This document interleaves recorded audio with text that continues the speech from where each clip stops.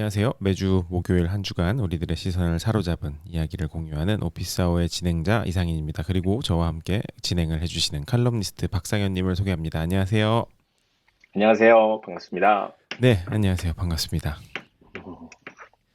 매주 사실 한국으로는 목요일인데 여기 미국 시간으로 저희가 진행하는 시간은 수요일이잖아요. 그래서 매주 수요일 그렇죠. 저녁이 기대가 되는 요즘입니다. 네. 네. 그 애플 발표 혹시 보셨어요? 직접? 아니 직접이 아니라 실시간으로 보셨어요? 아니면은 반반이었어요. 그러니까 실시간으로 네. 미팅 네. 없는 중간중간에 보다가 미팅이 있을 때 네. 이 지나간 구간은 나중에 캐치업해서 보고 막 네. 이랬는데 다 보셨어요? 상현님은?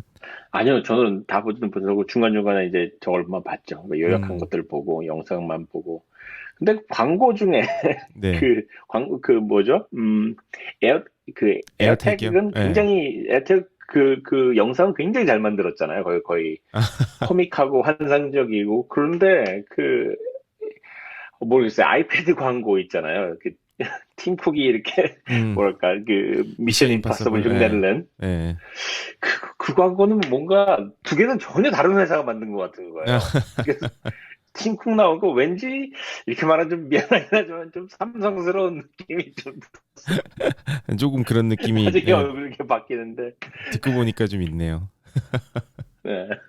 근데 근데 확실히 앞에 거 그거는 이슈를 네. 좀 만든 것 같아요. 예, 너무 재밌어서. 음, 네. 그 광고 자체로 굉장히 흥미롭게 만들었고, 사실 소파를 가끔 가다가 이제 몇 년에 한 번씩 청소를 하면은 돈 제법 나오죠? 자동차도 그렇고. 음, 거의 동전 쌓이는 거 보고서, 네. 한번 못 보신 분들은 이따가 이거 끝난 다음에 저희가 페이스북 그룹에다 링크를 걸게요. 아주 재밌습니다. 네. 사실 좀 일상에서 우리가 흔히 접하거나 사용하는 거를 그렇게 뭔가 네. 재해석하거나 재밌게 활용하는 그런 광고들이 잘 만들면 진짜 대박인 경우가 있는데 아마 그런 케이스가 맞아요. 아니었나. 예, 그 디테일도 참 좋고 음, 이번 발표는 그런 네. 요번에 발표된 제품들 가장 눈에 띄는 몇 가지 제품들도 있지만 이제 그런 광고뿐만 아니라 전반적인 프레젠테이션의 시네마토그래피도 정말 대단했던 것 같아요. 그래서 음, 보는 내내 음, 재밌지 않았나 저는 뭐 이런 생각이 듭니다. 네. 향님은 제일 눈에 띈 발표가 어떤 건가요? 이건 굉장히 제품도 그렇고 네. 어떤 게 제일 관심이 가셨어요? 이번 발표된 제품은요, 크게 보면은 세 가지 정도 눈에 딱 들어왔는데 네, 뭐 간략하게 얘기하면 애플 TV 신형, 그리고 어, 네, 아이패드 신형 그리고 아이맥 신형 네, 이렇게 세 가지가 가장 이제 뭐 어떻게 보면 주연 세 가지 주연 제품이었죠. 근데 그 중에서도 네, 아이맥이 가장 저한테는 좀 관심이 가더라고요. 가장 이목을 끄는 그런 그렇죠. 제품이었어요. 음, 상현님은 그 어떠셨어요? 27인치 하나밖에 안 나온 거죠? 한 종류밖에. 이번에요? 24인치요. 음, 24인치가 24인치. 네네. 24로 음, 나오고 근데 이게 뭐 M1 칩 들어간 것도 들어간 건데 그리고 뭐 네, 가격도 사실 저렴해요. 가장 저가형이 이제 1299였나? 예. 사실 음, 그렇게 시작을 하는 데다가 너무 뭐 다양한 기능들이 새로운 기능들이 추가가 되고 성능도 이전 아이맥에 비해 가지고 뭐 CPU가 85% 향상했다는 등 뭐 이런 소리가 들리는 것처럼 대단한데 가장 네, 이목을 끌었던 건 아무래도 이제 컬러, 일곱 가지 컬러 네, 적용과 디자인적인 그 음, 어프로치가 아니었나. 네, 뭐 이런 생각이 드네요. 맞아요. 근데 저는 좀 약간 어색했던 거, 놀랍다고, 어떻게 해야 되나. 어떻게 해석해야 될지 모르겠는데, 앞에 전면에 네. 애플 로고가 사라졌어요. 음, 뒤에는 있는데, 앞에는 안 보이고, 앞에 그냥, 뭐, 프로 디스플레이의 폼 팩터를 갖고 온 것 같긴 해요. 2019년에 나온 거였나요? 프로 디스플레이의 받침이나 이런 느낌이 그대로 살아있어가지고, 거기서 이제 어떤 디자인 큐를 얻었구나 하는 생각이 드는데, 앞에 애플 로고가 까맣게 박혀있던 게 사라지니까, 네. 굉장히 밋밋한 거예요. 그래서 무슨 생각이었을까? 이게 분명 거기 들어갈 만한 자리가 있는데 그걸 음, 빼버린 거 보고서 이 뭔가 좀 약간 그 디자인에 대한 저 방향을 조금 바꾸려고 그러나 하는 생각이 들었어요. 음, 확실히 그런 큰 변화가 있기도 하고요. 제가 바라볼 때는 되게 네, obvious한 디렉션이 좀 제시가 된 것 같은데 그 네, 결국에 그 이런 이제 뭐 사실 뭐 랩탑과 데스크탑의 경계도 뭐 사실상 계속 흐려질 거고 중요한 음, 건 이제 네, PC와 이제 음, 태블릿 PC의 경계가 결국엔 없어질 건데 그 네. 이게 이 디자인적인 제시와 곡선 그리고 두께 뭐 기타 등등을 보면은 그냥 아이패드예요. 예. 그러니까 아이패드 그쵸, 예, 디자인이 맞아요. 적용이 예. 됐다고 보시면 되고 음, 결국에는 음, 나중에는 이 그 베젤리스 디스플레이 하나로 대부분 이제 뭐 컴퓨터가 대체가 될 거기 통일이 되겠죠. 때문에 그래서 음, 그런 과도기적인 부분이 좀 담겨 있지 않나 이런 생각은 좀 들어요. 음, 특히 그 맞아요. 제가 진짜, 듣기로는 두께가 너무 얇아서 예전에 우리 항상 그 예, 헤드폰 잭을 뒤에다 꼽았잖아요. 그런 데스크탑에. 예, 그게 두께가 얇아서 네. 뒤에 못 꼽고 옆에다 꼽아야 된대요. 요번부터는. 음, 음. 음, 아, 그러고 보니까, 예, 그쪽으로 디자인이 대충, 그 뭘까, 컨버지가 되는 느낌이 드네요. 네. 아닌 게 아니라. 그래서 사람들이 음, 이거 아이패드 같이 생겼는데 왜 터치는 안 되지 이런 말씀을 하시더라고요. 그래서 뭐 음, 곧 되지 않을까 그것도. 예, 그쵸? 네. 근데 그 색깔은 어떻게 생각하세요? 색깔이, 약간 파스텔 톤 느낌이 나는데, 예전에, 그러니까 말하자면, 뭐, 사실, 아이맥은 사실 처음에 그 아이맥 G3 98년도인가요? 나왔을 때 그 색색, 캔디 색상으로 쫙 나왔었잖아요. 그때 네네네네. 한 5가지 색상이었나요? 하여튼, 그때에, 게 이제 다시 이제 살아나온 셈인데, 말하자면 아이맥에 그쵸. 있는 컬러가. 근데 그 다양한 색깔을 제시한다는 거는 같은데 그 색상의 느낌은 완전히 다르거든요. 음, 그때는 굉장히 그 강렬한 색깔이었다면 이번엔 굉장히 다 예쁜 파스텔 톤인 거예요. 그래서 이 네네. 애플의 이 파스텔 톤으로 나가는 전략이 어떤지 모르겠어요. 그 전반적으로는 뭐 아이폰하고 비슷하게 보이긴 하거든요. 네네.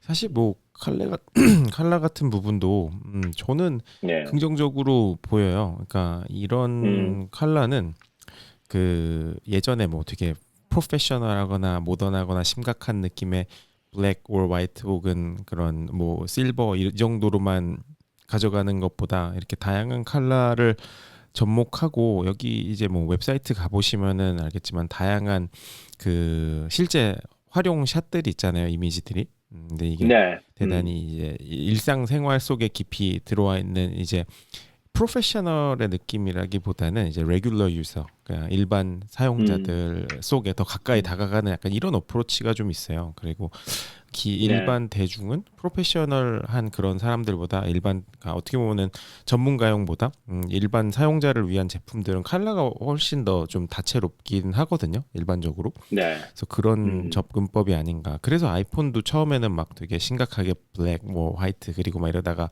점점 이제 스마트폰이 대중화되면서 사용자 영역이 넓어지면서 컬러들을 많이 적용한 거랑도 좀 비슷한 일맥상통하는 부분이 아닌가 음. 이런 생각이 들어요. 저는 뭐 하나만 더 추가하자면 제가 받은 느낌 중에 하나는 이게 10대들 요즘 보면은 이제 10대, 20대 초까지 네.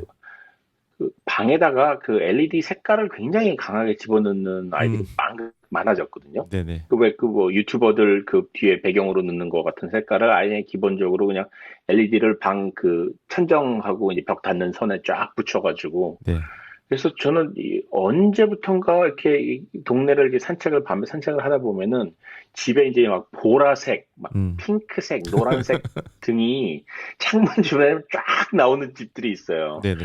그러면 이제 아이들이 그러더라고요. 저거 100% 10대 애들이 들어가 있는 방이라고. 아. 그러니까 그런 방 색깔을 그렇게 굉장히 강렬한 색깔로 네네. 그 LED로 이제 만들어 놓거든요. 네네. 그래서 이게 뭔가 네, 지금 시대 정신인가? 그런 생각이 맞아요. 좀 들었어요.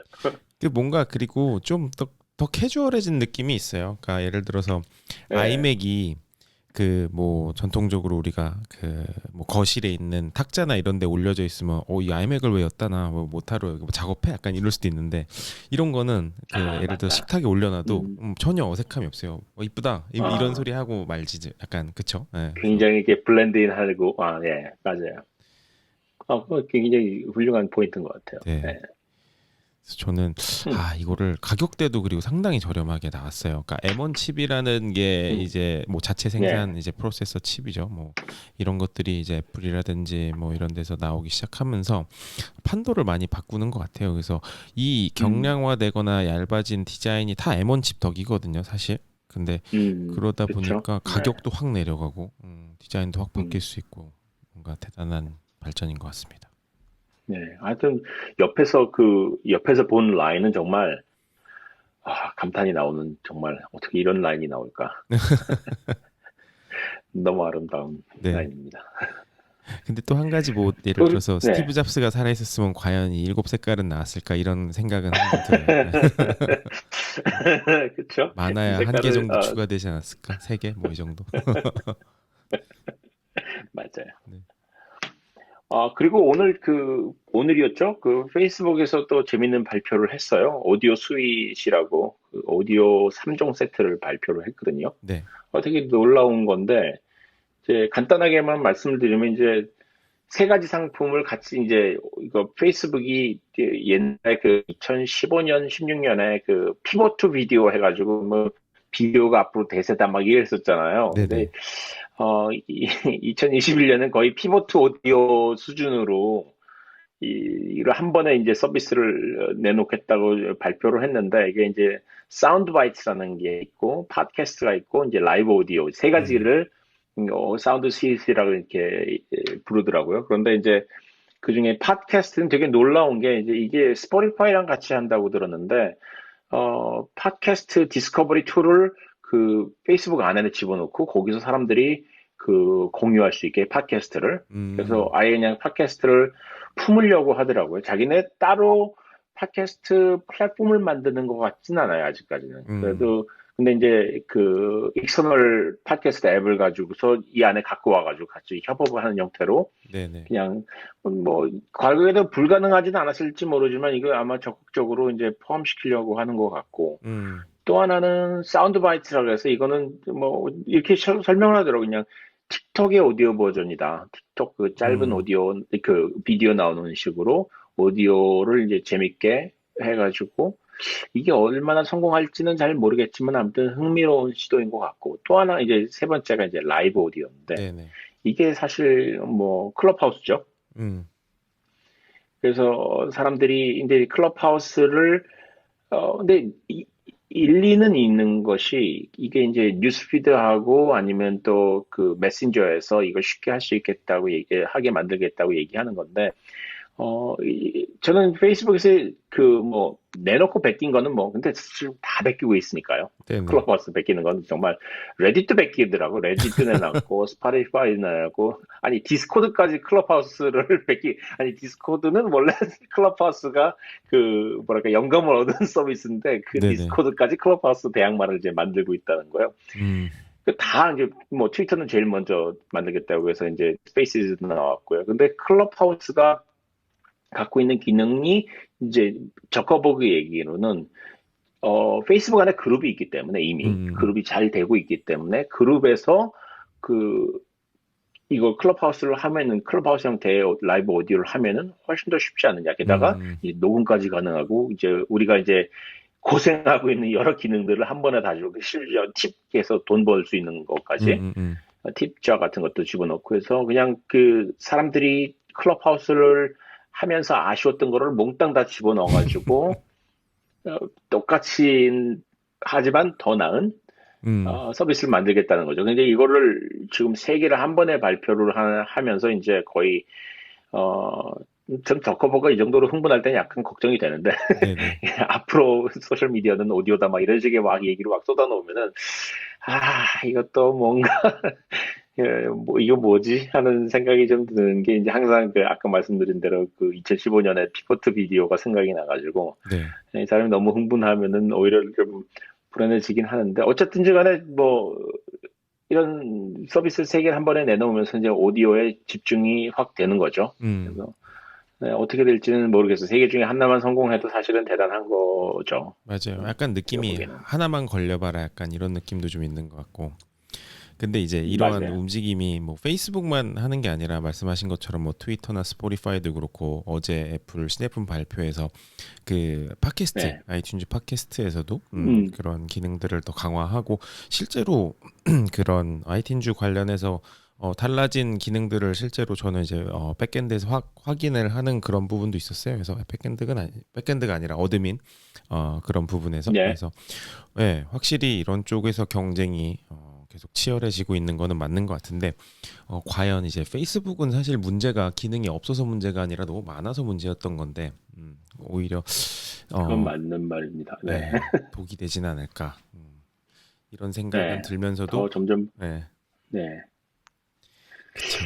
근데 한편으로 저는 이런 느낌이 들었어요. 그 페이스북이 사실 젊은 사람들, 지금 뭐 밀레니얼 이하, 젠지 쪽으로 새로운 유저들을 끌어들이지 못하고 있잖아요. 네, 그게 이제 이 사람들이 지금 오디오에 그 집중하는 이유가 아닐까 하는 생각이 좀 들어요. 음, 어제 어느 저는 그 통계를 직접 보고 싶긴 하는데 젠지가 사용하는 가장 좋아하는 그 뭐랄까 컨텐츠 포맷이 비디오가 5위 안에도 못 들어온다는 식의 얘기를 하는 걸 들었어요. 그래서 이게 사실일까? 이게 딜로이트 컨설팅에서 나온 자료였던 걸로 알고 있는데, 네, 네, 그러니까 저는 딜로이트 컨설팅 자료를 인용한 기사였어요. 그래서 그 음, 원자료는 아직 못 봤는데 이제 그런 얘기를 하더라고요. 그만큼 이제 어, 젠지가 밀레니얼 세대하고 굉장히 다르고 음, 그런데 이제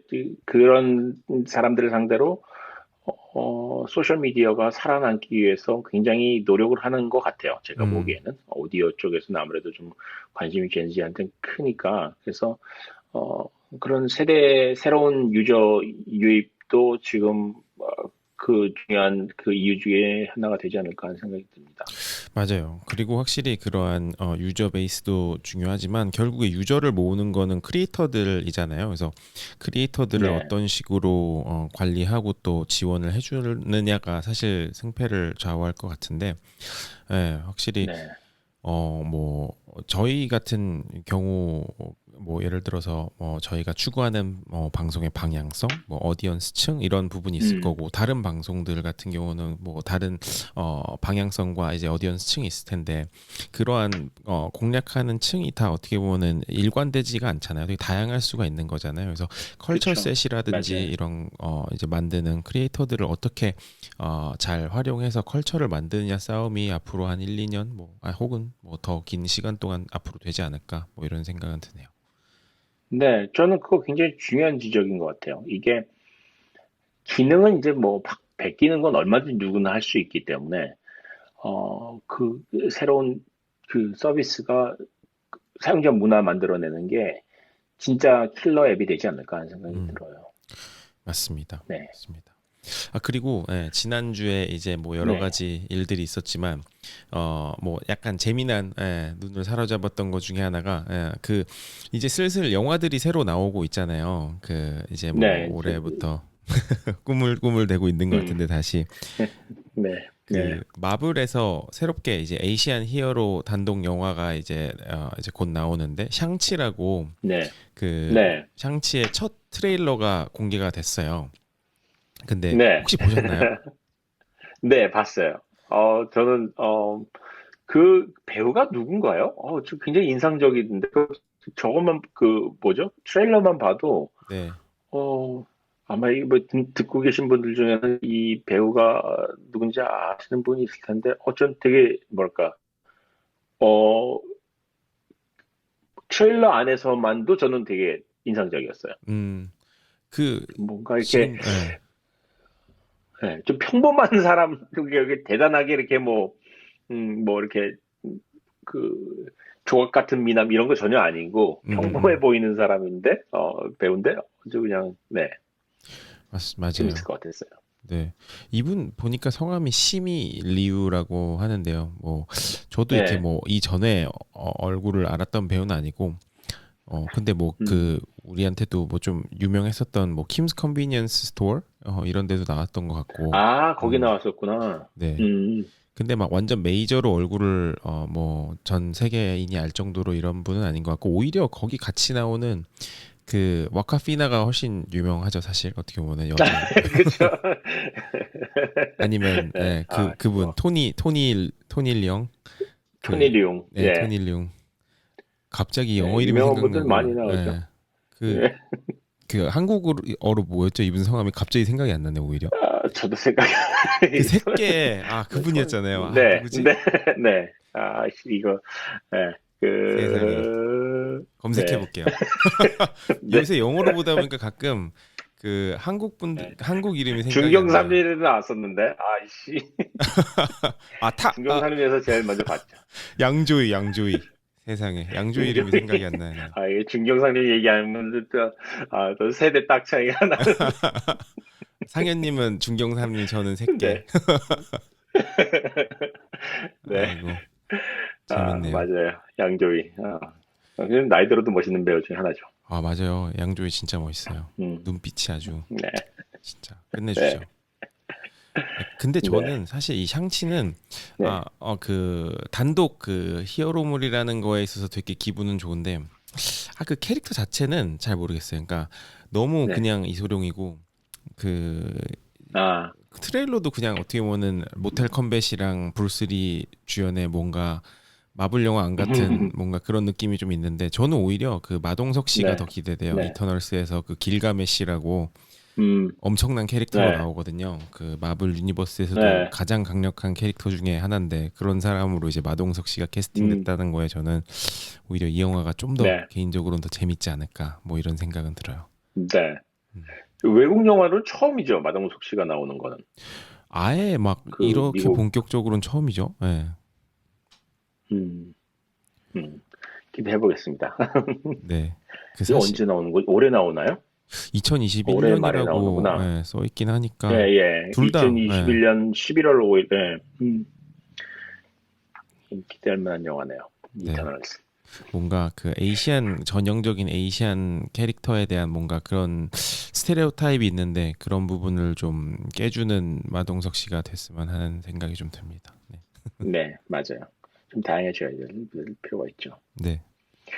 그리고 넷플릭스 얘기, 마블 얘기가 나와서 이제 넷플릭스 얘기로 이제 넘어가 보면은, 이번에 넷플릭스의 그 가입자 증가율이, 둔화가 된 거예요. 음. 지금 올해 초에, 그러니까 1, 4분기죠. 네.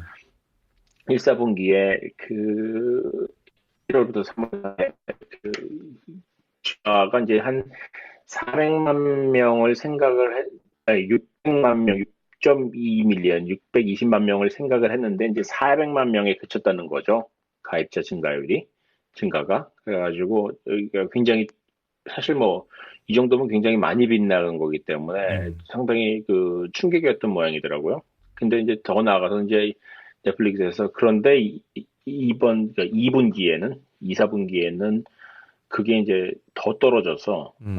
증가율이 이제 100만 명 증가가 이제 100만 명밖에 안 될 거라고 얘기를 하는 거예요. 그래서 지금 현재로는 그 지난 한 1, 2년 동안에 한참 붐이었던 팬데믹 이후로 굉장히 붐이었던 그 스트리밍 서비스가 이제 일종의 피크에 도달하는 거 아닌가. 이 경쟁이 너무 점점 심해지면서 사람들이 이제 기록적으로 그 뭐랄까 드랍아웃율이 높아졌다고 하더라고요. 그래서 음. 사람들이 점점점 이제 서비스를 많이 이탈을 한다고 하는데 저는 이번에 나온 그 보고서 보면서 놀랐는데 미국 사람들이 평균 5개의 서비스를 스트리밍 서비스 쓴다는 거예요. 그래서 그 중에서 그게 이제 4개로 줄어들고 있다고 해서 음. 이 사람은 생각보다 저는 한 3개 정도 쓰지 않을까 생각을 했는데 네.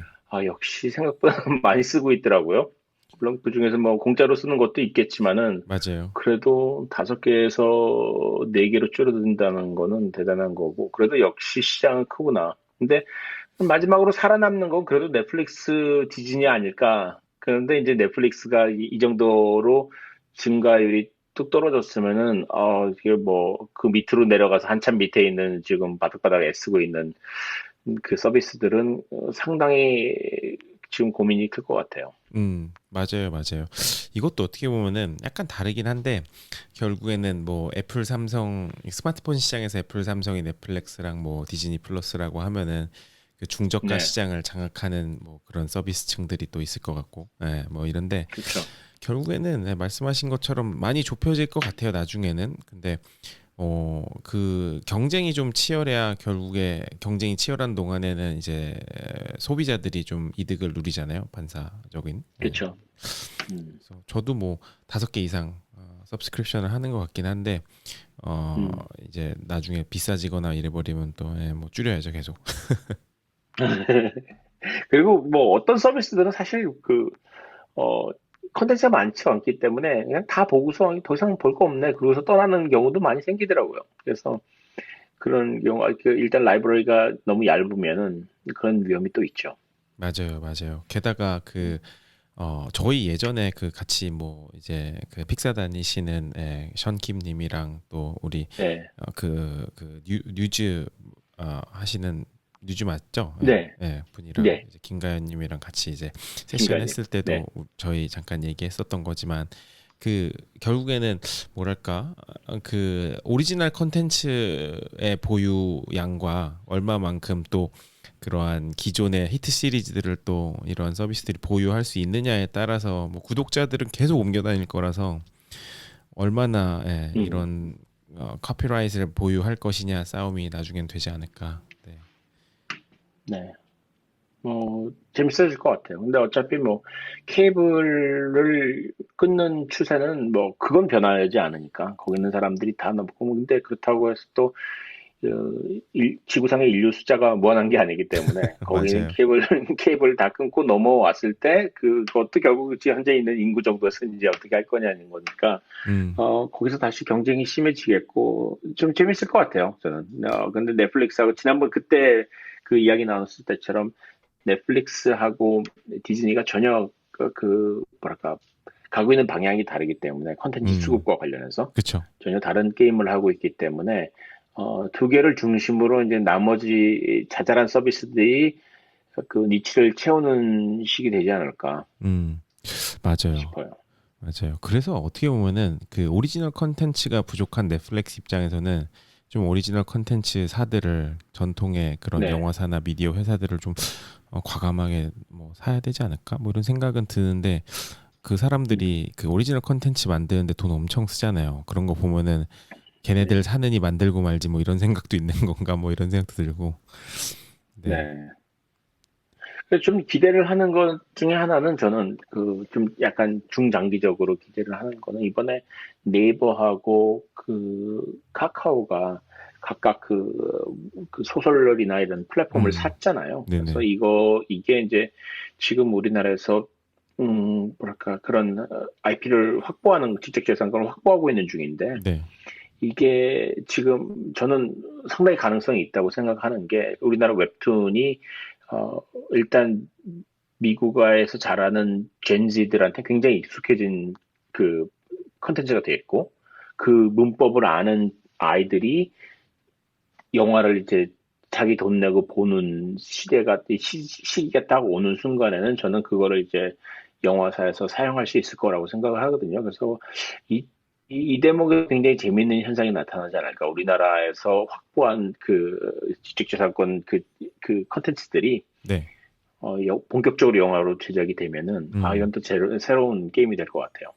저 100% 동의하고요. 사실 카카오 엔터 같은 회사 이번에 합병해가지고 나왔잖아요. 뭐 카카오 M이랑 네, 카카오 네, 페이지였나? 예, 그 합병해서 나왔다고 그렇죠. 네, 하는데 사실 저는 그 회사가 엄청난 가능성이 있을 것 같아요. 그러니까 음, 웹툰이라든지 뭐 소설 플랫폼 이런 것들이 어떻게 보면은 그러니까 영화는 어떻게 보면은 끝단이라고 저는 좀 생각이 들어요. 끝단이라는 표현이 좀 맞는지 그렇죠. 모르겠으나 맞아요. 예.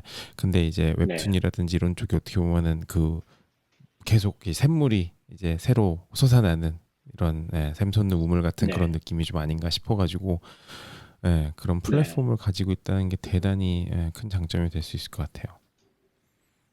맞아요. 음, 기대해 봅니다. 그리고 네, 마지막으로 들어온 것이 이제 디스코드를 마이크로소프트가 살려고 그동안 인수 협상을 했었는데 오늘 최종적으로 실패했다는 얘기가 나왔어요. 그래서 이제 일단 인수는 불가능한 걸로 됐고 대충 가격은 한 10빌리언 정도를 생각을 했던 모양이더라고요. 10빌리언 이상을 내려고 했는데 아마 디스코드에서는 그보다 좀 더 불렀던 모양이에요. 근데 그래서 일단 뭐 다시 이 협상이 시작할 가능성이 없는 건 아니라고 하는데 네. 그래도 현재 그 마이크로소프트가 지난번에 이제 뉘앙스를 샀잖아요. 네네.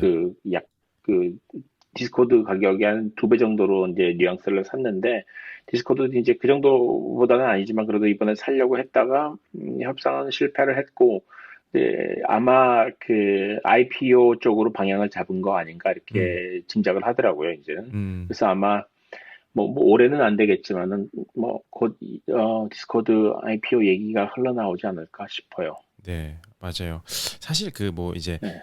그런 대형 IPO 소식들이 뭐 나오거나 뭐 이런 얘기들이 왔다 갔다 할 때 뭐 내부적으로 그 뭐 디테일을 저는 뭐 알 정도로 이그제큐티브 근처도 아니고 뭐 그냥 직원의 입장에서 바라봤을 때 뭐 이러한 네. 소식이 터지면 막 얘기 나누는 그런 것들이 있잖아요. 그래서 네. 가령 예전에 이제 뭐 트럼프 행정부 때 이제 틱톡 인수에 대한 이야기가 흘러나왔을 음. 때, 야, 그래서 우리 진짜 틱톡 사는 거야? 약간 이런 막 흥분된 이런 이야기도 있었고, 얼마 전 같은 경우는 뭐 그 이제 또 발표 나고 다 크게 화제가 됐었던 거지만 게임 제작사죠. 베테스다를 이제 네. 인수 결정이 났을 때 막 많은 사람들은 와 대박 막 이런 소리를 내부에서도 하곤 음. 했었는데 사실 디스코드는 전 별말 못 들어본 것 같아요. 그러니까 익사이먼트가 아. 크지는 않지 않았나? 뭐 이런 개인적인 아주 개인적인 뭐 그런 생각이 조금 들었어요. 음. 그리고 너무 아. 오디오 시장이 아까도 저희가 언급하긴 했지만 경쟁이 네. 너무 치열하고 막 뭐 페이스북 뛰어들고 막 스포티파이 뭐 애플 뭐 여기저기서 막 난리인데 굳이 예, 음. 모르겠어요. 그러니까 뭔가 가능성이 크게 있었을 것 같은데 저는 네. 뉘앙스 같은 경우는 전 대단한 IPO라고 생각을 하거든요. 아, 정말 잘했다. 와, 역시 막 음. 이랬는데 네. 디스코드는 뭐 안 돼도 그만이지 않나 이런 아주 개인적인 생각은 들었어요. 안 된다는 걸 들었을 때. 아. 네. 네. 결국 저는 디스코드 같은 경우도 그러니까 훌륭한 기술을 갖고 있지만은 플랫폼을 사는 거잖아요. 그쵸. 이거는 이 갖고 있는 다른 이 뉘앙스는 기술을 사는 거였는데 이제 디스코드는 어, 플랫폼을 사는 거기 때문에 이 플랫폼이라는 거는 굉장히 훌륭하긴 하지만은 이거를 정말로 잘 운영하지 않으면은 이게 참 뭐랄까 비싸게 산 다음에 나중에 그 괜히 샀다는 쪽으로 흘러가기 굉장히 쉬운 거고. 음, 근데 그렇게 하기 위해서는 저는 경영진이 이 디스코드를 어떻게 활용할지에 대한 분명한 그림이 있어야 된다고 생각하거든요. 그래서 저는 뭐 이건 순전히 제 개인적인 생각인데 플랫폼은 네. 사는 게 아니라 그냥 그 플랫폼 시작한 그 창업자가 직접 꾸려 나가야 되는 그래야 성공할 수 있는 그런 종류의 테크 아닌가 하는 생각이 좀 들어요. 충분히 그럴 수 있을 것 같아요. 그리고 음. 뭔가 인수합병이 돼도 뭔가 시너지를 낼 수 있거나 좀 말이 되는 뭐 그런 거면 좀 좋은데 네. 사실 디스코드는 음. 젠지한테는 되게 어필이 많이 되거든요. 젠지 세대들은 네. 대단히 많이 쓰는 서비스로 저는 알고 있어요. 근데 그쵸. 예, 특히 남자애들은 거의 예, 디스코드 없이 못 살죠. 맞아요. 디스코드가 젠지 혹은 조금 테크니컬한 친구들, 뭐 엔지니어링 네. 성향이 좀 있는 사람들은 되게 스페시픽한 이런 걸 좀 좋아하는 사람들은 디스코드 많이 쓴다고 들었는데, 네, 음. 뭐, 예, 어떤 보관이 있어서 인수를 하려 했는지는 정확히는 모르겠으나 그래도 뭐, 예, 뭐 잘 되길 바래야죠 디스코드가. 뭐 IPO로 방향 잡은 거는 이들 입장에서도 오히려 좋을 수도 있고요. 금으로 봤을 때. 네. 맞아요. 네, 근데 시간이 많잖아요. 굉장히 지금 시장에 막 돈이 들어와 있을 때이기 때문에 네, 이제 지금 IPO 로 방향을 잡았으면 저는 속도를 내야 된다고 생각합니다. 그렇죠. 이거 뭐, 1년 이상 끌었다가는, 지금 이 뜨거워지는 시장에서 뭔가 이득을 잘 못 챙기지 않을까. 뭐 빨리빨리 이제부터 해야죠. 그쵸. 뭐 IPO로 하게 했으면은. 다음 달에 갑자기 그렇다고 지금 스펙으로 디스코드 정도 수준이 돼가지고 예. 스펙을 할 수는 없는 거고요. 모르죠. 요새 직상장 스펙 워낙 많이 하잖아요. 예. 아, 돈이 근데 예. 디스코드인데. 자존심이 있지 어떻게 스펙. 네. 맞습니다. 네.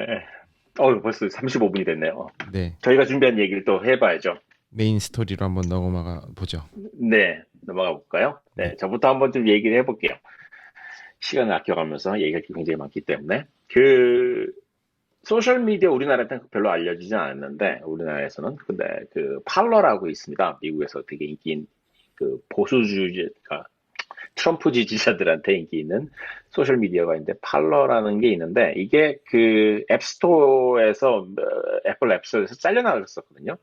이게 트럼프 지지자들이 이제 가짜 뉴스 퍼뜨리는 플랫폼이었다가 그게 지난 1월 6일에 그 의회 점거 사태 때 이제 사람들이 그 안에서 이제 모의를 한 거 이런 게 다 드러나가지고 이제 그 애플에서 이거 우리 가이드라인을 어겼기 때문에 이제 여기서 사용할 수 없다고 이제 쫓아냈거든요.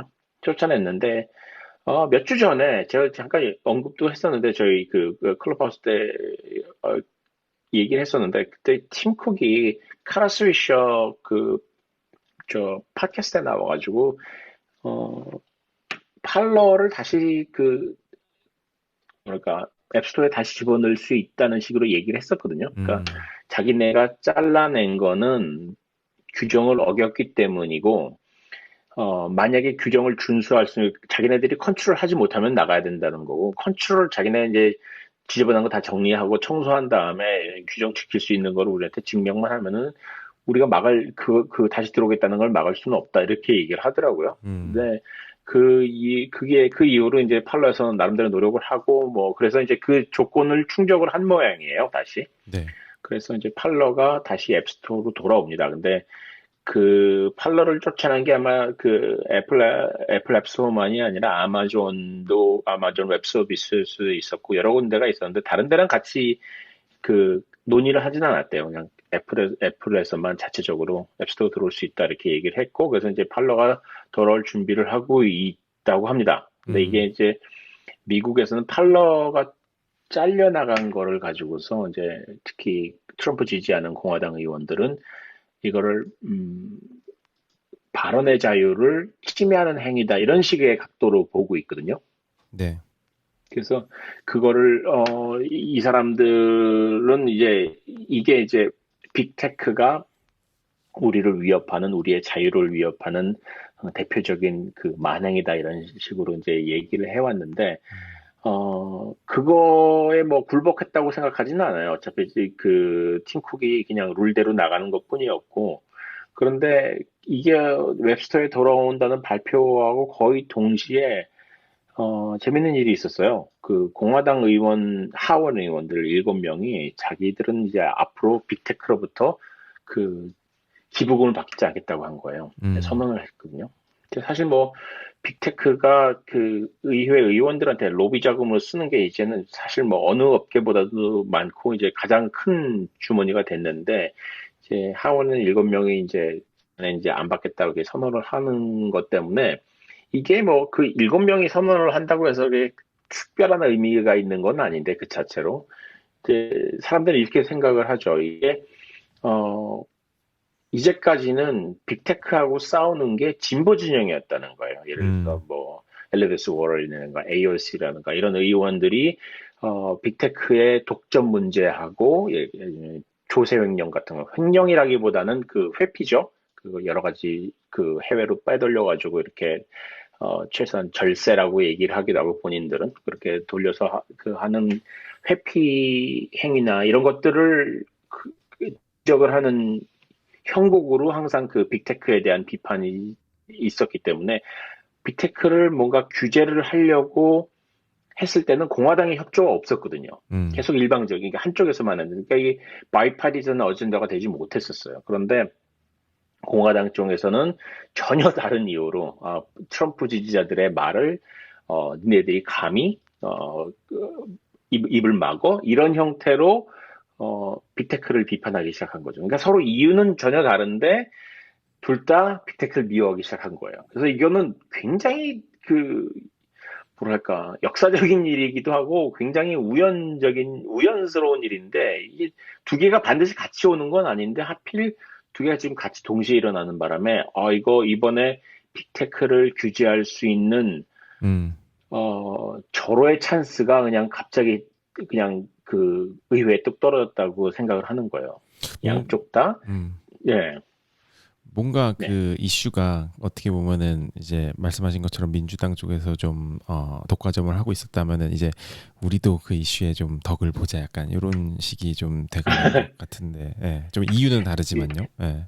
그쵸. 저는 전혀 다른데도 불구하고, 네, 도움이 될 것 같아요. 음, 그래서, 근데 이게 또 재미있는 게, 지금 조 바이든이 그 국가 인프라 재건하겠다고 뭐, 그 천문학적인 그 2조 달러, 아, 네. 그러니까 우리나라 돈의 2천조 원이 넘는 돈을 국가 인프라를 재건한다 하는데 이제 쓰겠다고 하는데 사람들이 재원이 어디서 돈이 나느냐고 얘기하니까 네. 기업들이 빼돌린 세금 거두면은 가능하다고 이렇게 얘기를 했거든요. 그래서 이제 음, 그거를 이제 다 추적을 해가지고 받아내겠다고 얘기하는 건데, 그렇게 하려는 노력을, 사실 공화당이 막아줘야 되거든요. 그 빅테크 입장에서는.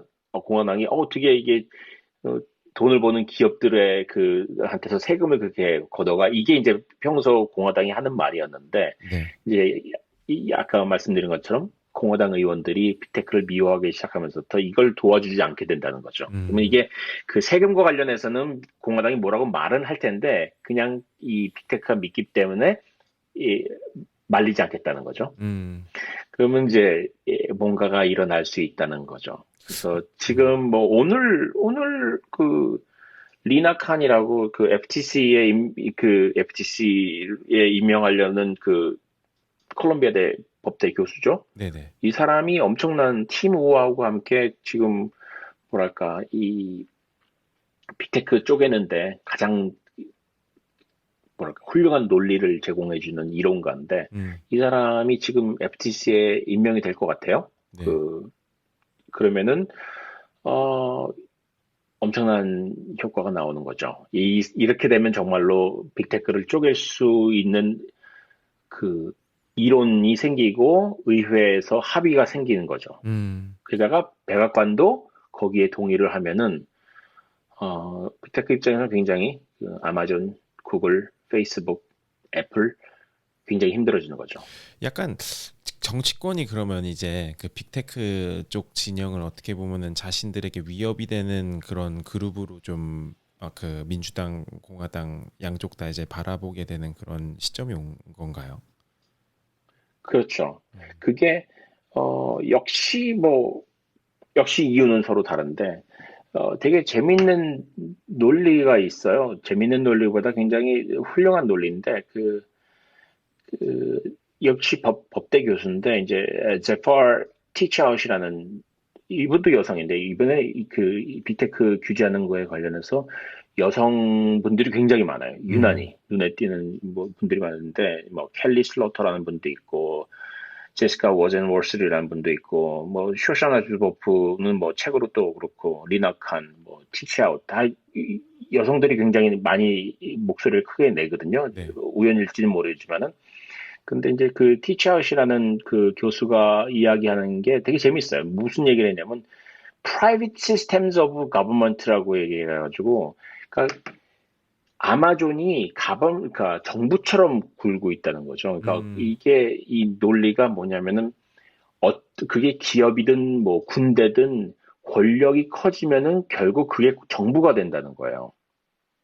되게 재밌는 논리인데 그래서 그걸 설명하면서 이 아마존을 예를 드는데 아마존에서 지금 플랫폼이 굉장히 그 상가의 플랫폼이 커진 다음에 아마존에서 누가 물건을 거기서 팔 수 있고 누가 팔면 안 되고 어떤 짓을 하면은 우리 플랫폼에서 쫓겨나고 하는 거를 그 안에 있는 일종의 뭐랄까 법원 같은 게 생겨버린 거죠. 네네. 그러니까 그 법원은 실제로 그 상인들의 뭐랄까 생사이탈권을 갖고 있는 거예요. 너 이거 음, 장사 못해. 그러면 그냥 그 직원 10명을 거느리고서 아마존에서 팔고 있던 회사 하나가 날아가는 건 그냥 하루 아침에 그냥 날아갈 수 있다고 얘기를 하더라고요. 음, 그런 일이 계속해서 벌어지면서 이게 사실은 뽑지 않은 권력이 정부 형태로 지금 일을 하고 있다는 거죠. 음, 그게 이제 페이스북에 그 대법원이 있다고 얘기하잖아요. 페이스북에 올린 그 포스팅을 삭제하느냐 안 삭제하느냐. 트럼프가 그 거기다 페이스북에서 쫓겨난 게 맞느냐 틀리느냐 이런 걸 결정하는 그 내부적인 그 물론 외부 인원들인데 그 일종의 법원이 하나 존재하는 거고 음, 이런 식으로 플랫폼이 점점 커지면서 모든 것들이 다 그냥 하나의 정부가 돼버리는 거죠. 그래서 여기서 그 민주당 특히 진보 진영에서 이야기하는 거는 우리가 노려야 될 건 단지 경제적인 문제가 아니라 이 기업들이 정부처럼 굴고 있다는 거죠. 음, 정부처럼 굴고 있으면 그게 잘하든 못하든 간에 일단 선출하지 않은 권력이고 선출하지 않은 권력은 없애버려야 된다는 거죠. 그래서 음, 그게 그냥 그 일종의 해체 논리인 거예요. 그래서 음, 그런 면에서 봤을 때, 굉장히 명쾌한 논리고, 이제까지는 작동하지 않았던 그 방식인데, 이번에, 아까 제가 말씀드린 그 한 네다섯 명의 티모까지 네, 갖고 온 그 해체 논리는 되게 명쾌합니다. 민주주의예요. 네. 경제 문제가 어, 아니라. 저는 사실 그 부분에 대해서 되게 좀 동의가 되는 것 같은데, 그러니까 가령 지금은 뭐 그런 뭐 페이스북 대법원이라든지 뭐 이런 조직을 만들어서 자기네들이 판단을 한다라고 가정을 뭐 한다고 쳐도 나중에 이러한 뭐 네, 판단을 내리는 기능까지 인공지능이 대체하는 순간이 와버리면은 그러면은 네, 사람들의 이러한 뭐 어떻게 보면 생사여탈권이나 행동 반경을 그 이제 어떤 보드나 멤버나 사람도 아니고 인공지능이 알아서 판단해가지고 사람을 분류해버리는 그런 사태까지 또 진행될 수도 있어서 뭐 이런 부분은 계속 음, 그 행정부 차원이나 그런 어떻게 보면은 여러 가지 측면에서 좀 제재가 좀 지금부터 좀 이루어져야지 나중에 이걸 방치하면 더 쉽게 제재를 해버릴 수도 있는 환경이 마련될 것 같아서 사람들을 임의적으로 네, 네. 네, 이런 부분은 좀 동의가 되는 부분이긴 하네요. 네. 네. 다만 이제 이번에 그 아마존 노동자들이 그 노조를 만들려다 실패했잖아요, 알라바마에서. 근데 그 얘기가 나오면서도 자주 등장하는 건데 아마존 같은 기업들이 사실상 미국에서 가장 뭐 최대 그 고용주 중에 하나거든요. 그러니까 고용을 많이 창출하고 있으니까 사람들이 이거에 대해서 이제 뭐랄까 아마존을 함부로 건드리면 안 된다는 생각을 갖고 있는 사람들이 있어요. 근데 특히 오늘 흥미로운 얘기는 한데 앤드류 양이 있잖아요. 지금 뉴욕에서 시장으로 그 출마를 했는데 아마 될 것 같아요. 지금 현재 음, 상황에서는 그 앤드류 양이 뭐라 그러냐면은 아마존 같은 기업들을 뉴욕에서 뉴욕시에서 유치해야 된다고 이렇게 얘기를 하는 거예요. 물론 아마존은 이미 뉴욕시에 와 있는데 네. 한 2019년, 2018년, 19년에 그 아마존이 제2본사를 세운다고 거의 뉴욕을 결정했다가 이제 AOC를 중심으로 해서 이제 진보 세력들이 강력한 저지를 해가지고 쫓아냈잖아요. 네. 근데 그때도 이제 민주당 내에서도 아마존 놓친 거 싫어하는 사람들이 되게 많았거든요. 음, 근데 시장도 싫어했고 주지사도 싫어했고 이제 왜 그 민주당에 있는 그 진보 진영에서 그걸 그 아마존을 쫓아내도록 그렇게 놔뒀냐 이렇게 비판이 나왔었는데 이번에 앤드류 양이 아마존 같은 기업을 유치해야 된다고 얘기를 한 거를 보면은 어, 선을 긋는 것 같아요. 음, 음, 아무래도 AOC 엘리자베스 워런 쪽하고는 선을 긋고서 약간 중도 쪽, 중도 친기업 쪽으로 그 자리매김을 하는 거 아닌가 싶어요. 맞네요. 그리고 저는 앤드류 양이 그 기본 소득 이런 거를 많이 이제 푸시를 하잖아요. 그래서 그런 네. 기업을 유치함으로써 여기 와서 세금 내, 그럼 내가 그 돈을 쓸게 약간 이런 느낌이 좀 있지 않나. 네. 맞아요. 네. 예, 여러 가지 지금 뭐랄까 포석이 된 것 같아요. 음, 맞습니다. 기대가 그렇습니다. 저는 사실 네, 제가 앤드류 준비한 양이 얘기, 벌써 네. 시간이 굉장히 많이 흐르겠지만, 네, 아니에요. 너무 좋은 얘기 감사합니다. 앤드류 양 기대가 되고 있습니다. 네. 네, 또 기대해보죠. 상현님께서 오늘 준비해주신 이야기는 저희 페이스북 그룹 오피스아워 그룹을 가입을 하시면은 또 저희가 찾은 기사로도 또 만나보실 수 있으니까요. 또 꼭 네, 중간 막간 시간을 이용해서 광고를 한번 했습니다. 네, 네. 자, 그러면은 제가 뭐 준비한 이야기 간략하게 한번 이야기를 한번 해볼게요. 네. 네. 지금 뭐 세계 최대 모터쇼 중에 하나인 오토 상하이 2021 행사가 열리고 있어요. 사실 뭐 네. 중국의 자동차 시장이 유럽 전체 자동차 시장과 네. 맞먹을 정도로 규모 면에서 엄청나다고 할 수 있는데요. 특히 네. 이번에 오토쇼에 출시된 자동차 절반 가량이 전기차 모델이라는 점에서 그 뭐 이제 절반. 절반 가량이라고 해요. 정확하게 몇 대인지 모르겠는데 기사 보니까 네. 절반이라고 하더라고요. 그래서 네. 중국이 얼마나 혹은 이제 전기 자동차 시장이 얼마나 지금 그 중심 역할을 인더스트리에서 하고 있나 이런 것을 단적으로 보여주는 그런 행사기도 한데요. 그리고 기존의 중국 전기차 회사들뿐 아니라 그 화웨이나 샤오미 같은 IT 공룡들이 전기 자동차 회사 시장에 무섭게 진출하고 있어요. 그래서 화웨이 같은 경우는 기존의 자동차 회사랑 합작으로 진출을 한다고 하지만 또 샤오미 같은 경우는 본인들이 독자 플랫폼을 또 개발을 하겠다고 이렇게 공언을 하고 있어가지고 어떻게 될지 하드웨어를 만드는 건가요? 네, 자기네들이 개발부터 뭐 생산까지 다 알아서 하겠다 뭐 약간 이런 식으로 하더라고요. 두고 봐야죠. 대단하네요. 네. 근데 샤오미는 워낙 또 대단한 회사기도 그쵸? 하고, 예. 네. 네. 제조 능력이 있는 회사니까. 맞아요.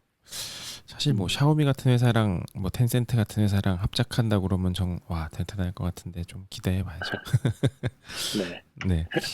근데 이 모토쇼에서 우리 현대자동차가 또 많은 이제 호평을 또 받고 있는 것 같긴 해요. 그 아이오닉을 비롯한 아이오닉. 예. 네. 혹시 아이오닉 보셨어요, 실제로? 직접 보진 못했고 그냥 그 실내 보고 감탄했죠. 그 영상을 보면서 와 정말 저렇게 뽑아내는구나. 잘 내부가 너무 나왔더라고요. 기가 막힌 거예요. 네. 네. 맞아요. 아이오닉도 뭐 진짜 뭐 꽤 잘 나온 모델이라고 저도 생각을 하고 근데 또 이제 현대가 미는 고급 라인 있죠. 제네시스. 네. 제네시스. 제네시스 라인업 중에서도 이제 고급 스포츠 라인업으로 볼 수 있는 제네시스의 전기차 모델이 최초로 공개가 됐어요. 그 모토쇼에서. 그래서 모델명이 제네시스 G80이고 이제 최대 주행 거리가 네. 427km 그리고 제로백이 이제 0에서 100km까지 도달하는데 4.9초 걸린다고 해요. 네. 이 정도면은 거의 테슬라 수준 아닌가요? 427km면은 테슬라와 비교를 하기에는 조금 무리가 좀 있어요. 모자를. 네, 왜냐면은 기준이 좀 다르죠. 네네. 테슬라 그 모델 같은 경우가 이제 모델 S를 비교를 하면은 사실 모델 S가 그 세단이고 고급형 세단이니까 이거를 기준으로 한번 비교를 했을 때 그 기본 모델 롱레인지가 가장 기본 모델이에요. 그래서 롱레인지가 최대 주행 거리가 412마일인데 이걸 키로로 환산하면은 663km. 그러니까 마일이었구나. 네, 거의 한 240km 정도 좀 더 나간다고 볼 수 있고, 이게 사실 이제 가장 기본 모델인데 제로백이 3.1초, 그래서 1.8초 정도 빨라요. 이거 뭐 그 차이네요. 큰 차이죠. 근데 테슬라가 확실히 테슬라인 거는 맞는 게 모델 S 플레이드 모델이라고 최상위 라인이 있어요. 그 테슬라 모델 S 중에서도 플레이드 모델이라고. 이거는 뭐 주행 거리가 일단 그 520마일인데 이걸 키로로 환산하면 836km, 2배 가량이죠. 그리고 제로백이 2초 안쪽으로 들어옵니다. 1.99초. 그래서 사실 여기랑 비교하면 좀 무리가 좀 있는데 근데 현대가 되게 어떻게 보면은 개솔린 중심의 뭐 혹은 또 수소연료 중심의 자동차에 치중하다가 전기차로 이제 중심을 바꾼 지 몇 년 되지 않아서 이 정도 양산 모델을 뽑아냈다라고 발표를 한 거는 사실 대단한 거예요. 그러니까 굳이 지금 테슬라랑 비교해서 살아남을 수 있는 모델은 단 한 군데도 없고요. 사실 따지고 보면은. 근데 이제 경쟁적인 측면에서 얼마나 이제 이러한 기능성이라든지 그러니까 데모 혹은 이제 프로토타입이 중요한 게 아니라 양산이 중요한 거잖아요. 그래서 양산적인 측면에서 어느 정도 수준을 뽑아내느냐가 관건인 건데 현대는 이 측면에서 사실 되게 호평을 많이 받고 있어요. 근데 근데 또 전기차나 수소처럼 이제 새로운 기술이 적용된 자동차를 만드는 게 그걸로 변화를 한다는 게 생각보다 쉽지가 않으니까. 그러니까 기존의 개솔린 차에 그 쓰던 부품을 전기차로 옮겨왔을 때 사용하는 부품이 20%가 채 안 된다고 해요. 그만큼 다시 뭐 만드는 차라고 봐도 새로. 예. 그런 좀 무리한, 그러니까 좀 많은 갭이 있다 보니까 아무래도 기술적 한계를 극복하기 어려운 많은 전기차 스타트업이 갑자기 사라져 버린다거나 사기에 연루되는 뭐 이런 일들이 있었죠. 그래서 대표적으로 네. 예전에 그 파라데이 퓨처라는 회사가 있었는데 여기가 사실 네. 뭐 어떻게 보면은 나름 자동차계의 드림팀이 모여서 뭐 시작했던 뭐 중국의 네. 거부가 이제 돈을 들였죠. 근데 네. 이런 회사도 아, 디자인 너무 좋았어요, 그 차는. 네, 맞아요. 나오지도 않은 차였지만, 너무 환상적이라고 생각해서 맞아요. 그 꼭 디자인 나왔으면 헤드가 했던 한국 차였는데. 분이셨어요. 그쪽 그 파라데이 맞아요, 퓨처의 맞아요. 아, 맞다. 예. 그분 지금 어디 계실까요? 그분이 또 다른 아, 전기차 회사 계신 걸로 알고 있는데 지금 정확히 어딘지는 기억이 안 나요. 근데 뭐 정말 BMW랑 환상적인, 예, 맞아요. 음, 그래서 그분이 이제 뭐 잘 계셨다가 이제 그분은 잘 아신 것 같은데 회사 자체가 음. 이제 그런 공개 행사에서 차가 안 움직여가지고 불 끄고 사람이 밀고 나오고 뭐 이런 총극을 좀 만들기도 했었고 아, 네, 정말 디자이너 입장에서 너무나 아실 것 같아요. 그렇죠. 그래서 이- 네. 근데 궁금한 건데, 그 디자이너들 중에서도 이렇게 그 자동차 쪽, 하드웨어 중에서도 자동차 쪽은 캘리포니아 쪽에서 많이 나오시나요? 어때요? 그 파사데나 음. 출신들인가요? 제가 그렇게 들었던 것 듣기로는 같은데. 예, 그 캘리포니아 네, 확실히 말씀하신 이쪽 뭐 아트센터라든지 이런 쪽에 이제 네, 출신들도 많이 있고요. 그 미국에서는 아무래도 네, 캘리포니아가 그 자동차 센트럴이다 보니까 그쪽에 음, 이제 뭐 그런 디자인 센터들도 각국의 이제 브랜드들의 그런 뭐 디자인 센터들도 많이 있고 근데 아무래도 또 이제 디자인만 놓고 보면은 또 유럽 뭐 슈투트가르트라든지 뭐 벤츠나 음, BMW, 포르쉐 음, 이런 쪽에 있는 그런 쪽에 이제 메인 이제 디자인 스튜디오들이 있고요. 근데 네, 예, 잠깐 음, 디자인 이야기를 하면은 디자인만 놓고 보면은 네, 요새 또 기아나 현대 쪽으로도 자동차 디자이너들이 되게 관심을 많이 갖는다고 해요. 예, 워낙 네, 잘하고도 있고 아직 그 그쵸. 디자인의 패밀리 룩이라든지 이런 게 정립이 100%잘 돼 있는 상태가 아니니까 할 게 많다. 이제 그래서 네, 여기서 잘하면 아, 대박 날 수도 있겠다. 약간 이런 뭐 인식이 어느 정도 있다고 그래요. 말 되네요. 왜냐면 자기 운신의 폭이 사실 뭐 아우디나 아니면 뭐 BMW 가면 운신의 폭이 굉장히 좁을 것 같긴 해요. 음, 이미 룩이 딱 완성돼 있는데. 음, 맞아요. 그런 헤리티지 룩을 다시 만들기는 사실 쉽지 않고 근데 음, 그래서 오히려 그 기존의 자동차 회사들이 좀 문제예요. 그러니까 이거는 뭐 음, 디자인적인 문제라기보다는 전반적인 이제 업계의 변화, 그 전기차 시대로 접어들면서 기존의 헤리티지 모델이나 브랜드들이 좀 많은 어려움을 겪고 있거든요. 그래서 음, 대표적인 업체가 참 신기하게도 메르세데스 벤츠인데요. 이게 네, 그 컨슈머층이 변화하는 것에 적응하지 못하고 또 그들이 아, 구축해왔던 프리미엄 브랜드 자리마저 위협받고 있는 실정이라고 해요. 그래서 현재 아, EV 시장에서 탑 10 안에 들지를 못해요. 벤츠는. 그래서 네, 예, 맞아요. 저 벤츠 EV는 정말, 그쵸, 맞아요. 네, 좀 쉽지 않죠. 그래서 뭐 폭스바겐이나 음, 볼츠바겐이라고 해야 되나요? 얼마 전에 장난질 쳤다가 엄청 네, 호되게 당했던 폭스바겐이나 BMW 같은 기존 자동차 회사와의 경쟁에서도 뭐 밀리고 있는 상황이기도 하고 뭐 음, 이 포뮬러에서 나가가지고 또 자신들의 가치를 증명하겠다 뭐 이런 말도 하고는 있는데 지금 뭐 메르세데스 벤츠 같은 기존의 최강 럭셔리 브랜드 차조차도 이 새롭게 이제 중심이 되고 있는 이 전기차 시대에는 좀 쉽지 않아 보이는 것도 사실이라서 네, 아무리 과거에 잘 나가던 기업이라도 새로운 기술과 시대의 변화에 발맞추지 못했을 때 사실 얼마나 빠르게 이렇게 도태될 수 있는가를 또 좀 보여주는 사례가 되는 것은 아닌가라고 사람들이 걱정을 하고 네, 있죠. 아직 된 건 아니고요. 또 뭐 워낙 저력이 있고 네, 대단한 회사니까 잘 될 네, 거라고 기대는 하고 있으나 현재는 확실히 어려워하는 건 맞는 것 같아요. 네, 네, 그렇겠네요. 그렇습니다. 제가 그래서 준비한 음, 이야기는 네, 샹하이 오토쇼를 비롯해서 현대자동차와 이제 벤츠의 이런 어려운 사정까지 한번 스토리로 한번 엮어봤습니다. 네. 네, 재밌었습니다. 네. 근데 우선 뭐 지금 혹시 이야기하실 분들을 한번 스피커로 올려드릴까요? 좋죠, 손 좋죠. 들으시면은 네, 한번 오늘 이야기한 내용이나 아니면은 뭐 다른 이야기라도 나누실 분 있으면은 손 들어주시면 저희가 스피커로 올려드리겠습니다. 네, 저, 그런데 잠시 전 자동차 디자인 얘기 네, 나온 김에 기아 자동차가 굉장히 잘 나가고 있어요. 요즘에 미국에서 그렇잖아요. 음, 특히 SUV 중심으로 폭발적으로 이렇게 많이 기아 자동차가 눈에 띈 적은 없었던 것 같거든요.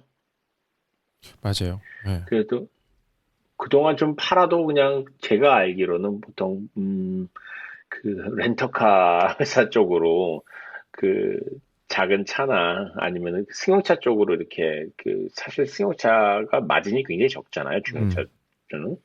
그런데 이 이거를 SUV를 몇 개를 지금 내놓은 상황에서 계속해서 지금 주변에서 보면은 눈에 띄는 기아 자동차가 이 정도로 눈에 많이 띄었을까?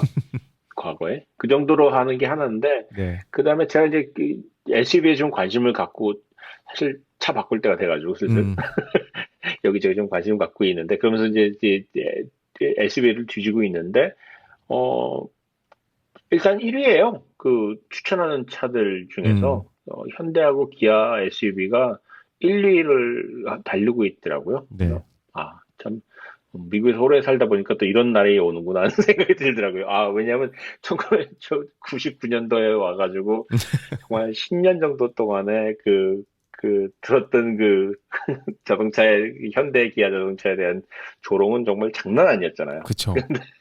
정말 이 정도까지 그때는 정말 놀릴감이 될 만큼 좀, 네, 그런 수준이긴 했죠. 맞아요. 근데, 지금 보면은, 너무 깜짝 놀랄 정도로 바뀌어가지고, 음, 사람들이 일단 품질도 되게 좋다고 생각하고, 그리고 성능, 게다가 디자인까지.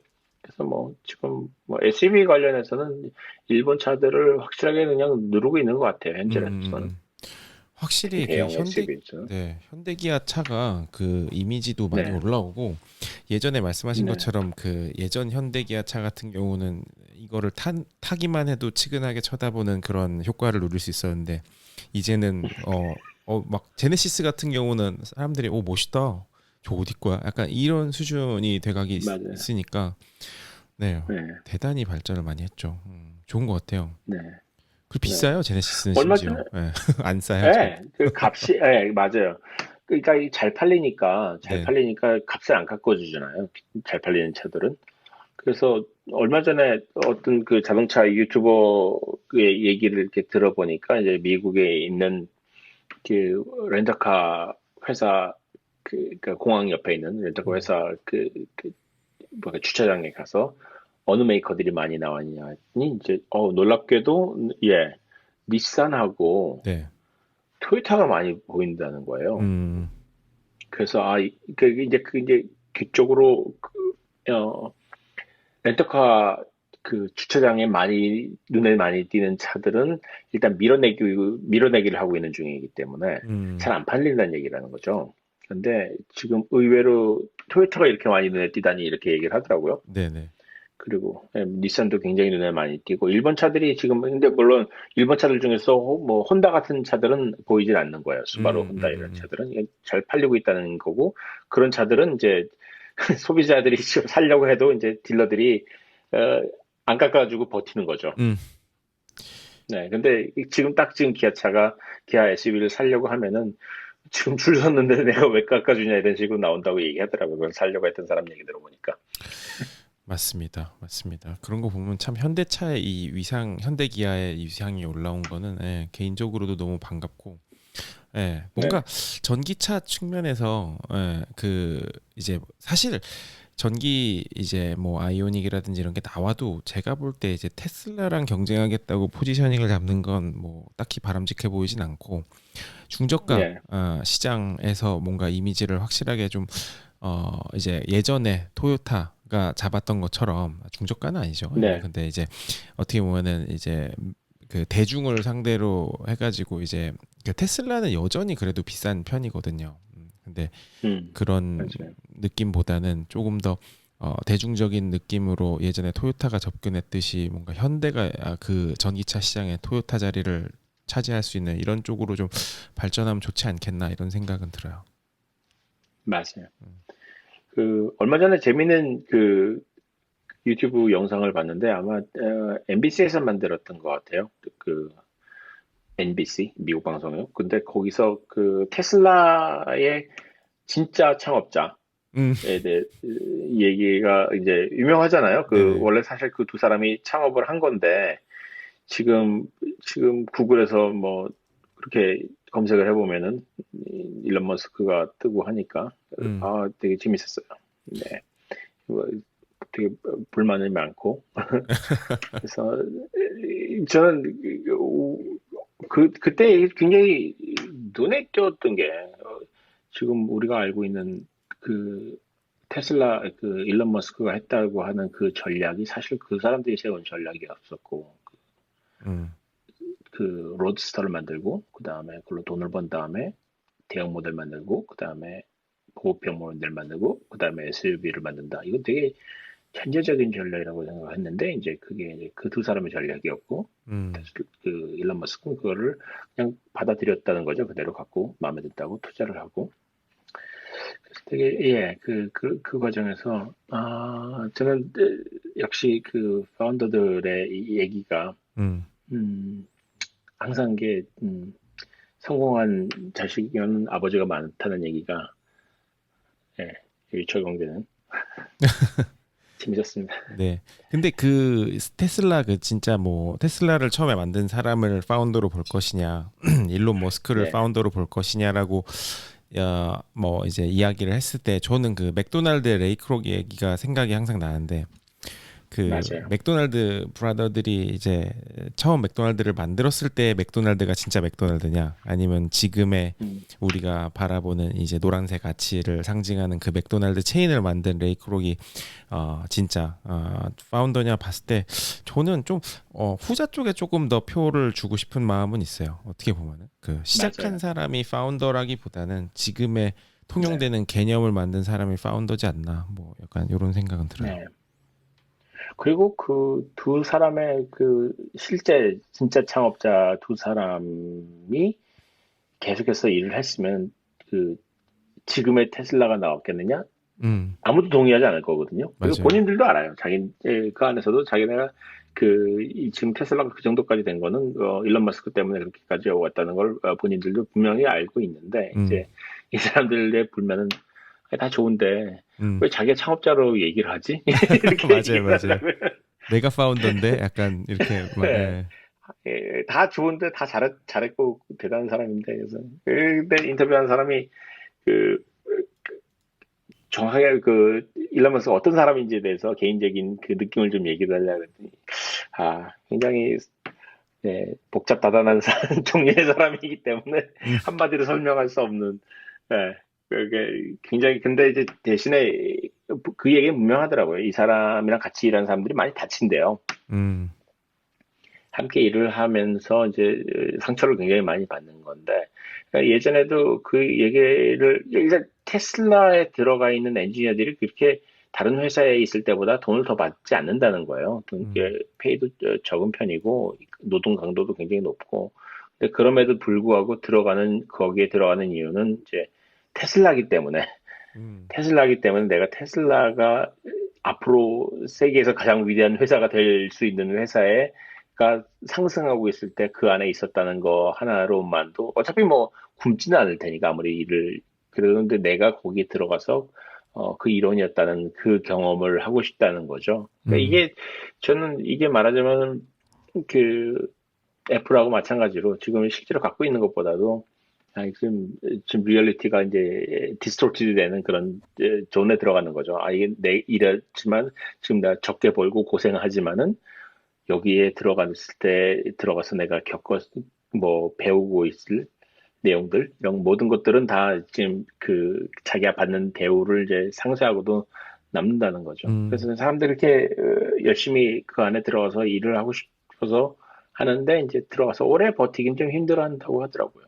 저도 그런 얘기 들었던 것 같아요. 뭐 테슬라에서 사실 오래 있는 사람, 그러니까 특히 이제 위로 올라갈수록, 그러니까 네, 이제 우리 일론 머스크 형이랑 그 접촉이 잦아지는 사람일수록 네, 오래 있는 사람이 드물다라는 소리는 들었어요. 예. 쉽지 네, 않다. 그래서 뭐 네, 인터뷰에서 그런 뭐 좀 이그제큐티브에 계시던 분 뭐 인터뷰하는 걸 봤는데 그 진행자가 그 What it's like to be like working with 그 일론 머스크라고, 그러니까 막 무슨 스페이스십 탄 것 같다는 식으로 뭐 얘기를 했었어요. 엄청난 모험을 해야 네. 된다 막 약간. 뭐 본인이 그렇게 열심히 일을 하니까 사실 그렇게 그 대표가 그렇게 너무 열심히 일을 하면은 사실 밑에서 굉장히 힘든데 음, 그 대표가 그렇게 누구보다도 열심히 일하고 있으면은 뭐 더 열심히 일하는 수밖에 없죠. 뭐 쉽지 않은데 그러니까 일하려고 들어가는 회사라고 생각하면 저는 그런 의미에서 확실히 그 스타트업 뭐 아직도 스타트업이라고 저는 부를 수 있을 만한 회사라고 생각하는데 그런 스타트업에 들어가는 이유가 저는 거기에 있다고 생각을 해요. 음, 자기가 같이 크는 거기 때문에 맞아요, 대신에 맞아요. 이제 좀 속이 좀 더러운 꼴은 많이 봐야 되겠지만은 그쵸. 아니 혹시 더럽다기보다 지금 예, 황당한 경우를 많이 겪지 않을까, 뭔가. 예. 그쵸? 맞아. 정확하게 네. 그거죠.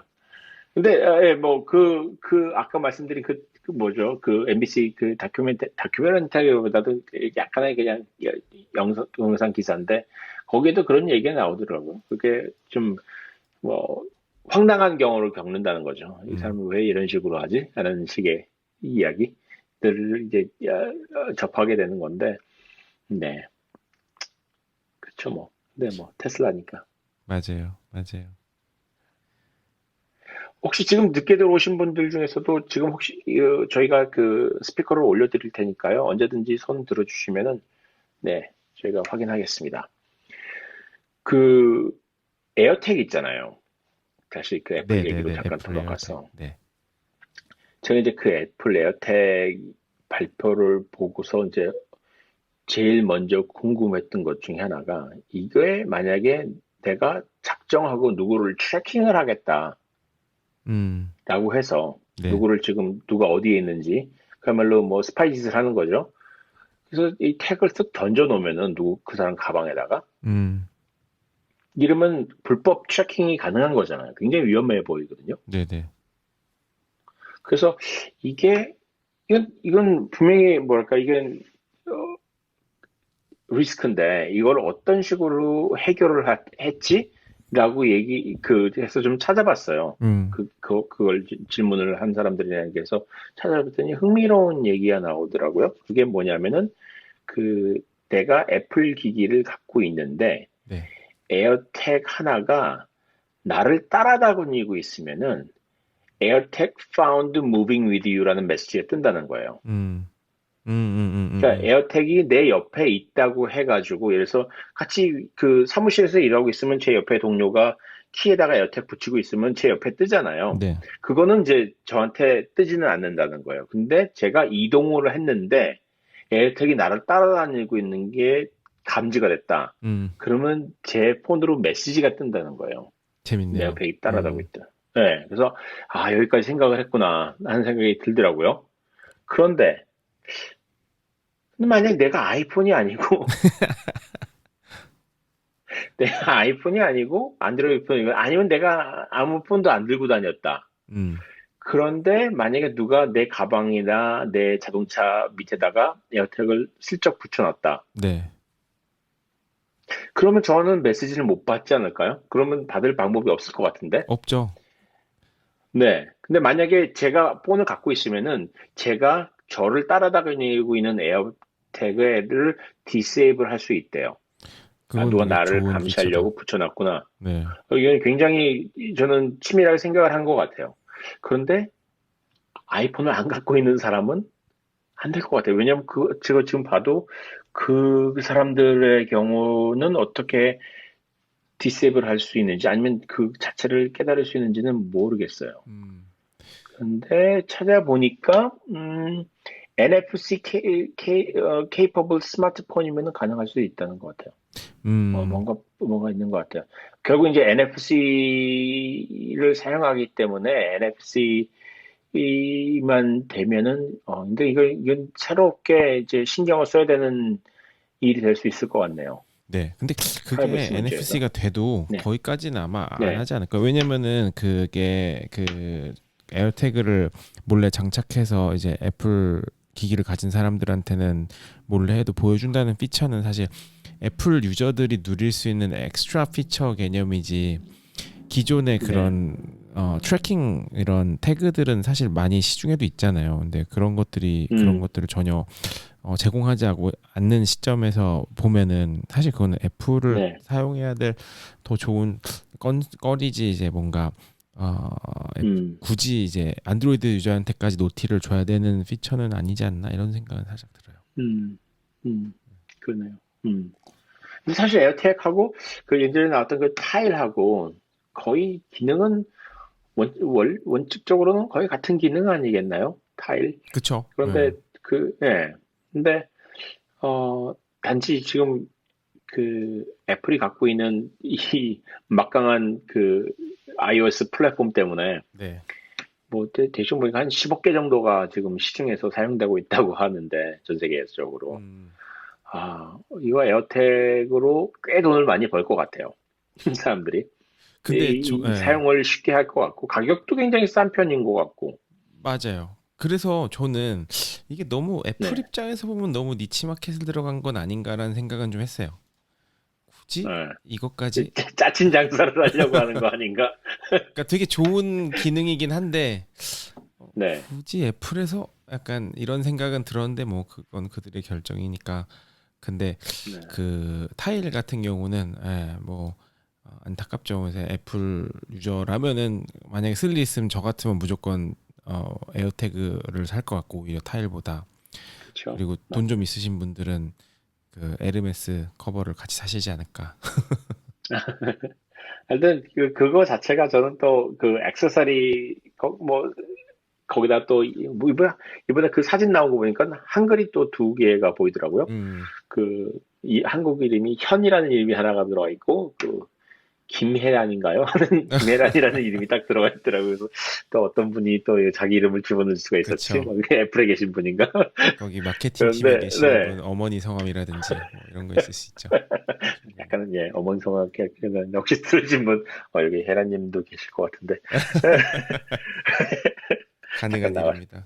네, 네. 네. 아무튼 저는 그래서 만약에 이 사람 그 애플에서 돈을 벌기로 작정을 했다 그러면은 참 쉬운 것 같아요. 이번에 그 에어텍 보면서 저는 그런 생각이 들었어요.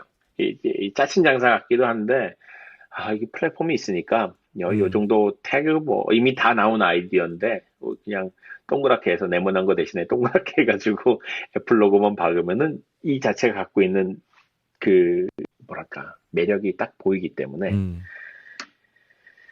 그냥 그 자체로 역시 브랜드의 힘이구나 하는 생각이 들었어요. 맞아요, 맞아요.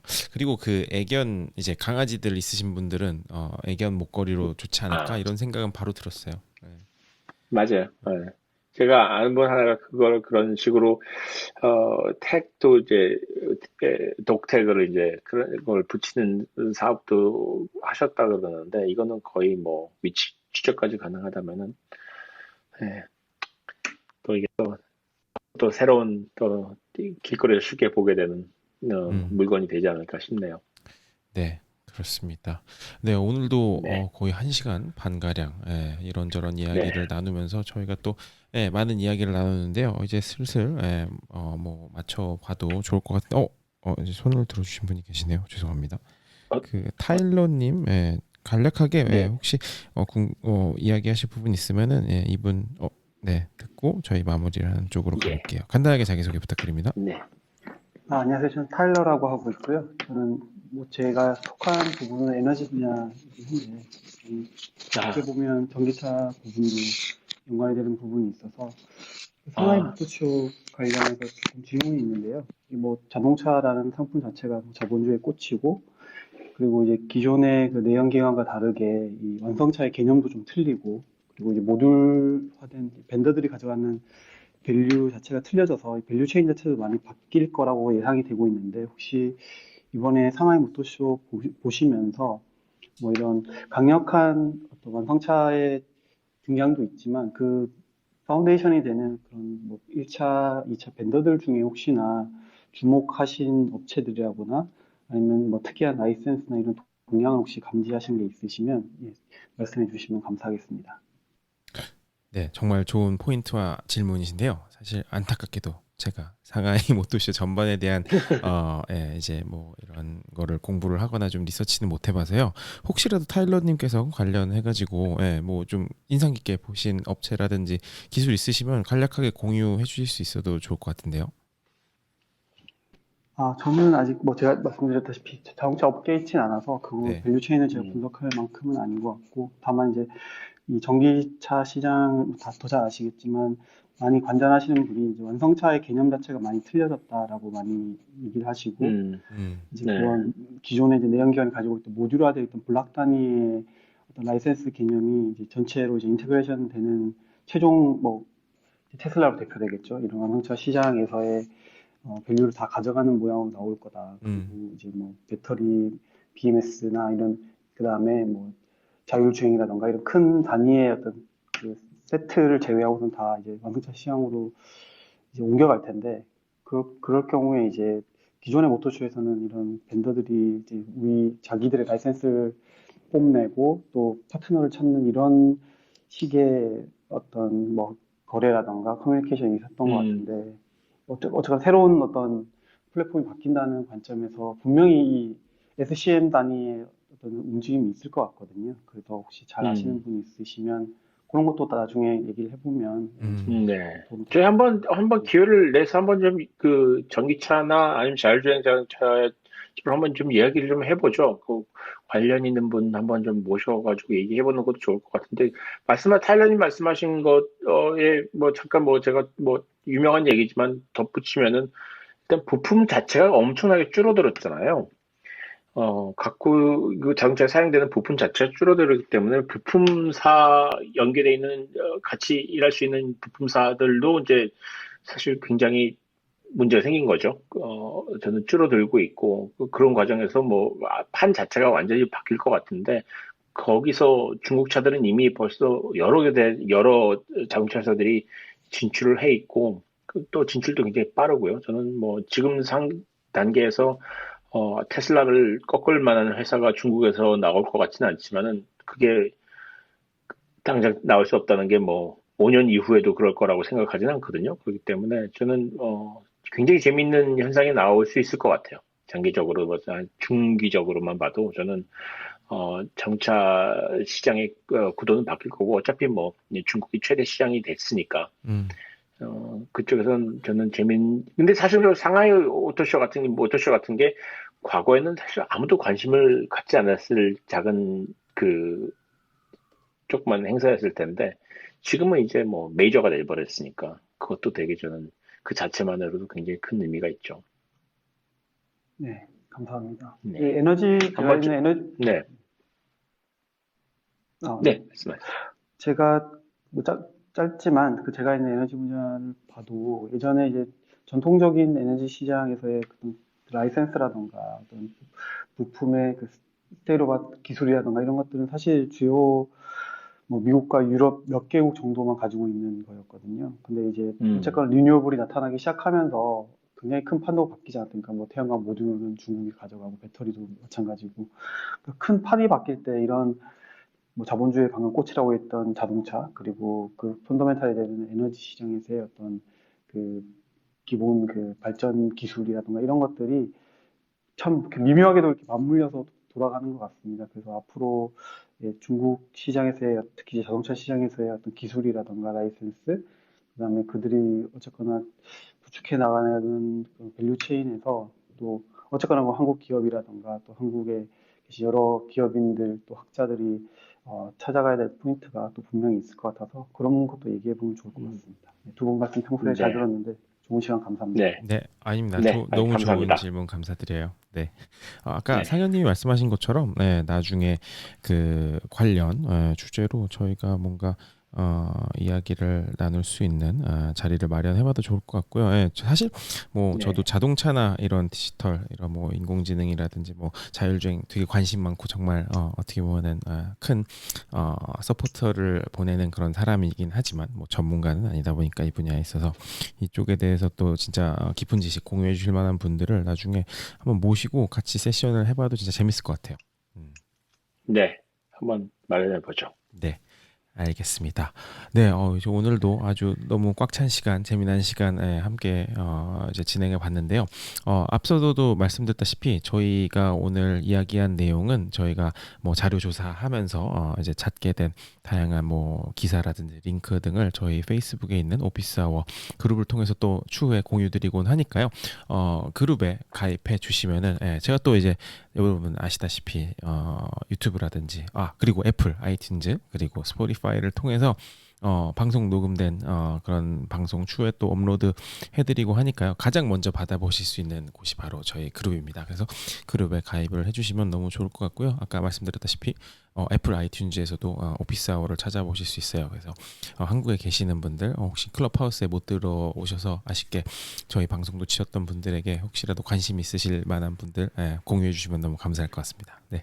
다음 주 또 네, 목요일 한국 시각 목요일 또 미국 시각 수요일에 만나 뵙도록 하겠습니다. 네. 네, 감사합니다. 네. 다음 그럼 주에 뵐게요. 네, 다음 주 뵙겠습니다. 좋은 하루 되세요.